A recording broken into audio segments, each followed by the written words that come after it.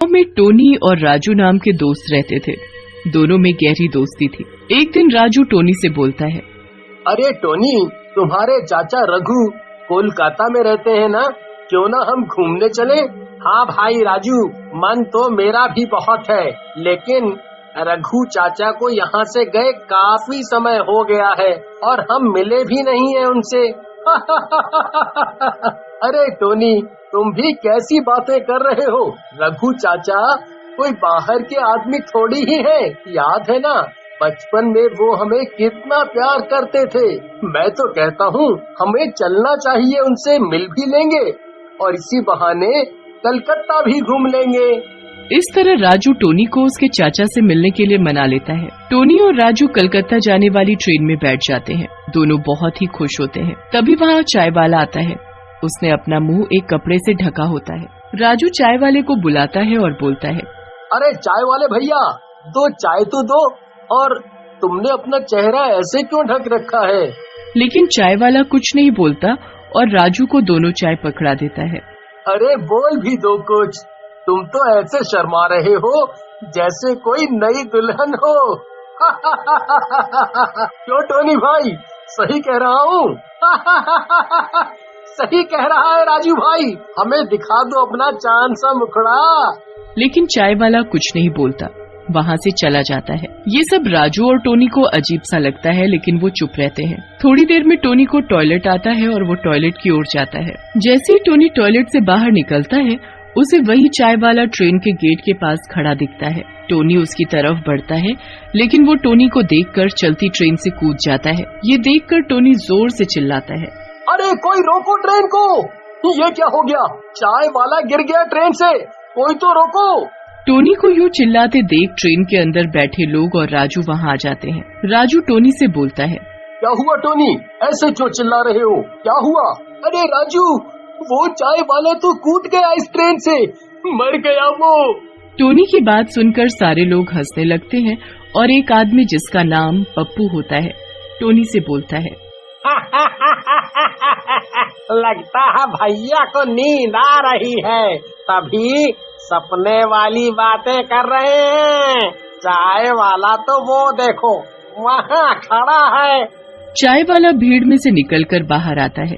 चाय वाले को अपने सामने देख टोनी घबरा जाता है और बोलता है, ये कैसे हो सकता है?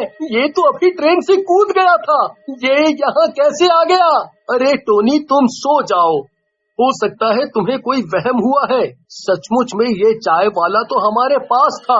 तुम घबराओ मत, चलो अपनी सीट पर चलते हैं।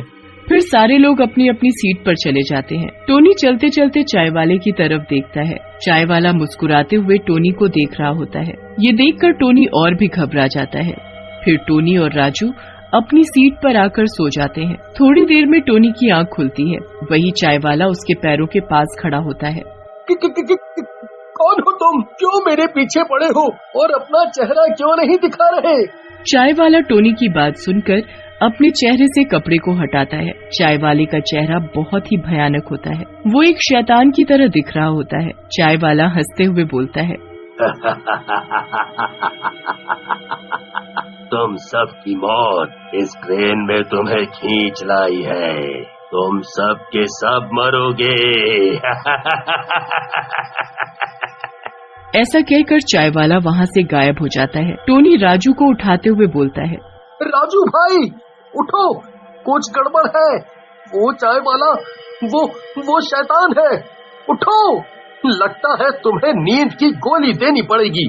पहले बोल रहे थे वो ट्रेन से कूद गया, अब बोल रहे हो वो शैतान है। पता नहीं क्या हो गया है तुम्हें टोनी। तुम बैठो, मैं आता हूँ देखकर तुम्हारे शैतान को। ट्रेन चलते चलते रुक जाती है। ट्रेन जहाँ रुकती है वहाँ ट्रेन के दोनों ओर कब्रिस्तान होता है। ये देख राजू भी घबरा जाता है और टोनी के पास वापस जाता है। फिर राजू और टोनी ट्रेन के ड्राइवर के पास जाते हैं। रास्ते में हर डिब्बे में कई लाशें पड़ी होती हैं। टोनी, तुम्हारी बात मैंने मान ली होती तो सही रहता। लगता है हम किसी बड़ी मुसीबत में फंस गए हैं। यहाँ तो चारों तरफ लाशें ही लाशें पड़ी। ये देखकर राजू और टोनी और भी घबरा जाते हैं। दोनों चलते चलते ट्रेन के इंजन के पास पहुँचते हैं। वहाँ पर ड्राइवर बेहोश पड़े होते हैं और चाय वाला ड्राइवर सीट पर बैठा होता है। तुम दोनों, मुझे पता था तुम दोनों आओगे। लेकिन अब तुम्हारी मौत पक्की है। चाय वाले की बात सुनकर राजू और टोनी ट्रेन के इंजन से निकलकर भागने लगते हैं। तभी वहाँ कंकाल आ जाते हैं और उनके पीछे पीछे भागने लगते हैं। टोनी, आज तो लगता है हमारी मौत निश्चित है। ये शैतान और कंकाल हमारे पीछे पड़ गए हैं और हमें मार कर ही दम लेंगे। चुप चुप बोलो राजू भाई, अभी तो मेरी शादी भी नहीं हुई है और मरने की बात कर रहे हो। हमें यहाँ से जिंदा जाना है, चाहे जैसे भी जाए। तभी टोनी और राजू को वहाँ पप्पू मिलता है, जो कि शैतानों के डर से छुपा बैठा होता है। पप्पू को देखकर टोनी बोलता है, अरे पप्पू भाई, तुम यहाँ, तुम कैसे बच गए? लगता है तुम्हें मुझे जिंदा देखकर खुशी नहीं हुई। कैसी चमन जैसी बातें कर रहे हो पप्पू भाई। भला हम क्यों खुश नहीं होंगे, हम बहुत खुश हैं। तभी वहाँ कंकाल आ जाते हैं और तीनों को घेर लेते हैं। एक कंकाल हंसते हुए बोलता है, क्या सोच रहे थे, हम लोगों से बच जाओगे? तुम तीनों की मौत आज निश्चित है। लेकिन तभी न जाने पप्पू में कहां से ताकत आ जाती है और वो कंकाल को जोर से लात मारता है। कंकाल वहीं टूटकर बिखर जाता है। ये देखकर पप्पू हंसता हुआ बोलता है, टूटा फूटा तो पहले से ही था, एक लात पड़ी तो बिखर गया। अरे उसे कुछ नहीं हुआ, वो देख, वो कंकाल फिर से जुड़ रहा है। भाइयों, ज्यादा सन्नी देओल बनने की जरूरत नहीं है। इससे पहले इन्हें गुस्सा आए, हमें यहाँ से भाग लेना चाहिए। फिर टोनी, राजू और पप्पू उन कंकालों से बचने के लिए भागने लगते हैं। भागते भागते वो एक ही दीवार के पीछे छुप जाते हैं। हमारी जान बच गई। काफी देर हो गई और वे कंकाल हमारा पीछा नहीं कर पाए। हम आसमान से गिरे और खजूर पर अटके। अरे यह तो वही कब्रिस्तान है, हम घूम फिर कर वहीं आ गए। अब हम नहीं बचेंगे। तुम तीनों ने बचने की बहुत कोशिश की, लेकिन तुम तीनों नहीं बच पाओगे। तुम्हारी मौत पक्की है। ऐसा कहकर कंकाल उन तीनों की तरफ बढ़ने लगते हैं। लेकिन तभी वहाँ वही भयानक सा दिखने वाला चाय वाला आ जाता है। उसे देखकर कंकाल बोलता है, तू फिर आ गया। तूने पहले भी हमारे कई शिकार निकाले हैं, लेकिन आज पहले तुझे ही मारना पड़ेगा।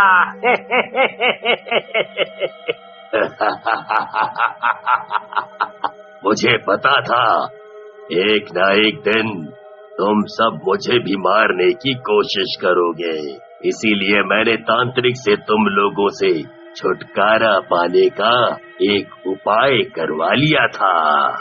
ऐसा कहकर चाय वाला अपनी जेब से भभूत निकालकर उन कंकालों के ऊपर गिरा देता है।